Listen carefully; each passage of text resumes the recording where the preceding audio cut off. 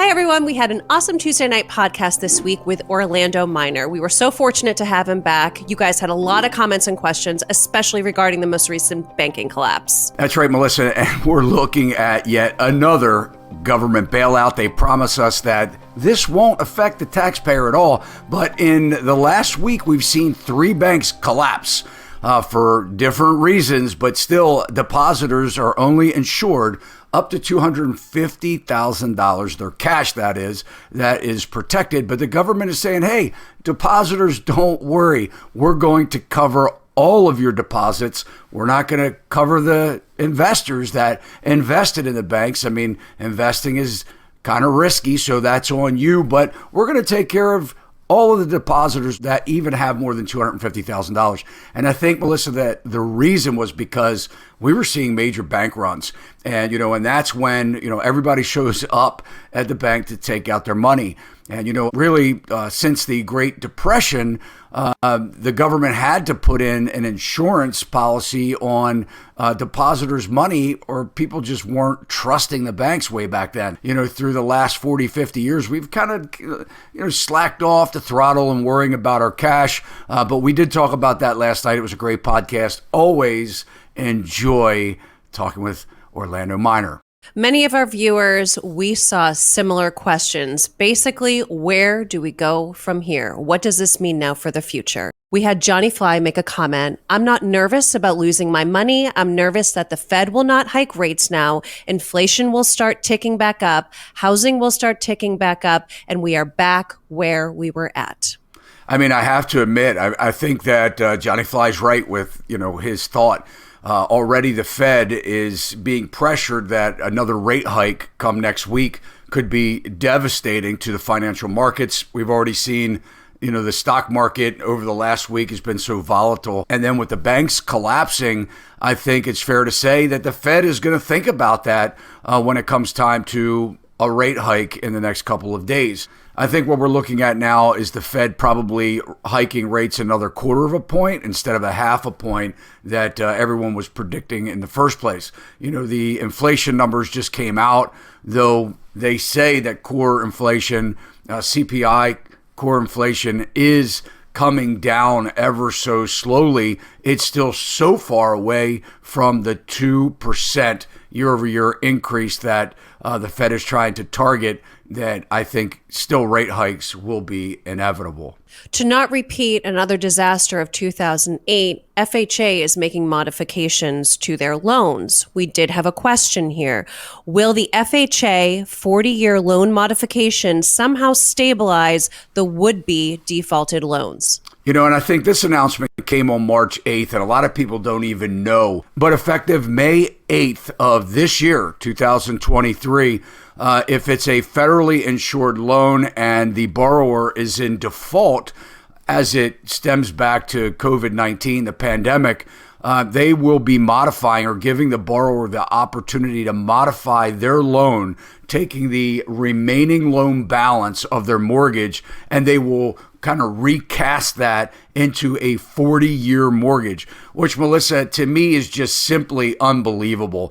I mean, here we go. These people are never going to get out of their house. Already as it stands, if you buy a $300,000 house, by the time you pay it off in 30 years, you've paid about 3 times that amount for the home. And, so the question is, are these homes investments? Is buying a home even still the American dream? So I think this is terrible. I think that, it's just like if you bought a car recently, a lot of borrowers, they're financing the car over 7 years now on a depreciating asset that, like an automobile that depreciates thousands of dollars the minute you drive it off the lot.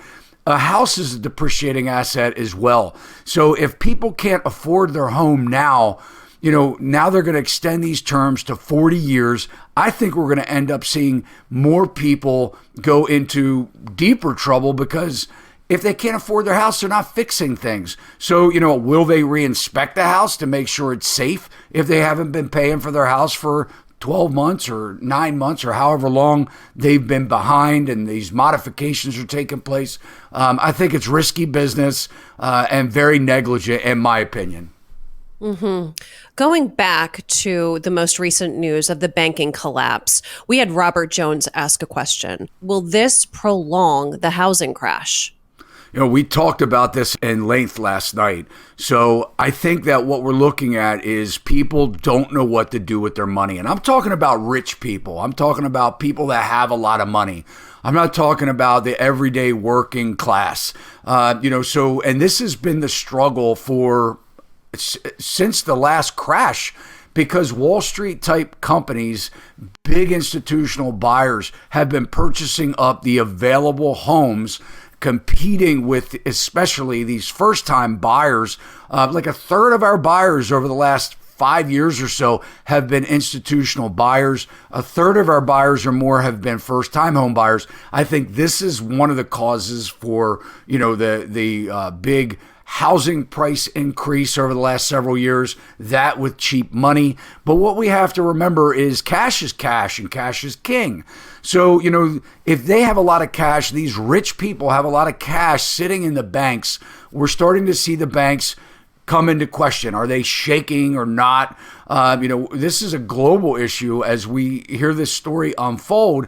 And when we see people predicting that the stock market is going to crash 10, 20, 30% over the next 60 days, people are concerned about their money. So I think it's a valid point to expect that some of this money that's going to cash is going to buy overpriced real estate. They'll figure the rest out later.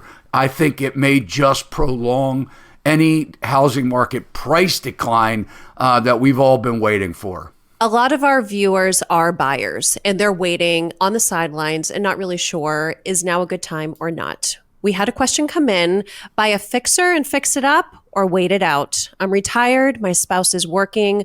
We need to relocate to Colorado.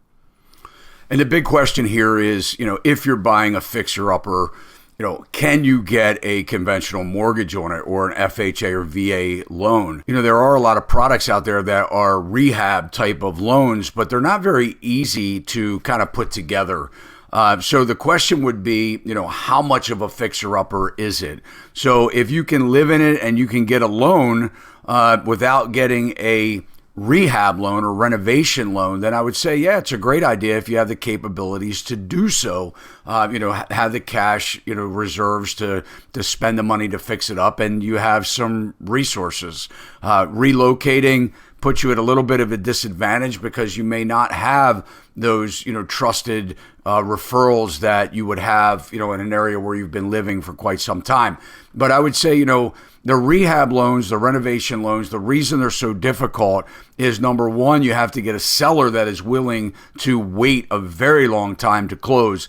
It's not uncommon. 45 days, 60 days is not uncommon to, expect to close. At best case scenario, you have to find a contractor, know what you want. The contractors have to separate. They have to provide a quote where they separate the labor and the cost of the materials, two different columns. They have to be licensed, and it has to go through a real strict approval process where they will then, kind of appraise the house the way it is now, appraise it upon completion. It is possible, but it's not easy. So with, purchasing a house, you're looking into a lot of things, especially the interest rates. Inflation has a big factor in that. One of our viewers had a statement, and it's very true. With this inflation problem, the quality and quantity of all products are being diminished. It will only get worse. I don't disagree with that. I think the quality of products has gone way down the tubes since, when I was growing up. And a lot of you young people might just say, here we go, another old guy or older guy, talking about the way it was when he was a kid and, used to walk to school in 3 feet of snow and yada, yada, yada. But here's the bottom line. One of the nice things in growing up that I remember about a lot of the products is they were stamped made in the USA. And, there was a lot of pride in ownership. We really had a democracy. And, we put a lot of pride into, our products that we made with our hands.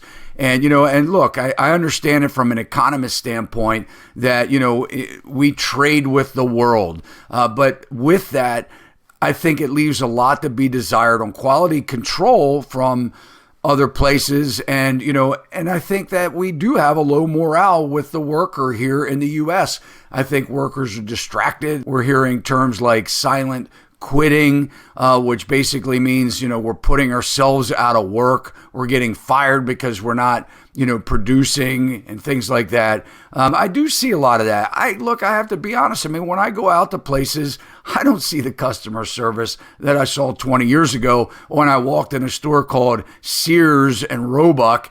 And it was a really nice store. And any department that you went in, people were standing at the end of the aisle to help you, show you a specific product. We are missing that. Will we go back to that? Probably never again. We'll have a robot that will probably take the place. I know they had, in the news, this Lowe's bot, right? A couple years ago, they've been piloting this robot where you could ask them the questions on the products and they would take you straight to the aisle and help you find that exact screw that you're looking for.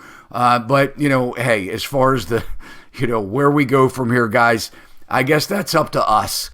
Well, there you have it, guys. Thank you so much for all your comments and questions. And we look forward to talking with you every week.